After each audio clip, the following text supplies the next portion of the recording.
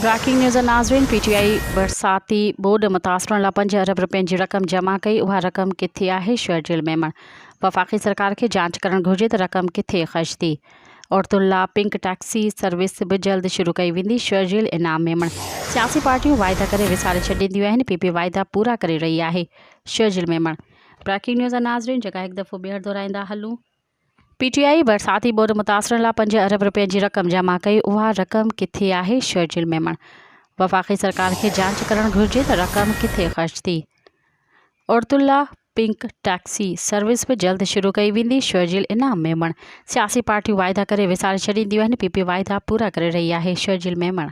मज़ीद ख़बरनि ऐं तफ़सीलात लाइ विज़िट कयो असांजी वेबसाइट www.awamiNewsHD.com ऐं ॾिसंदा रहो अवामी न्यूज़ HD।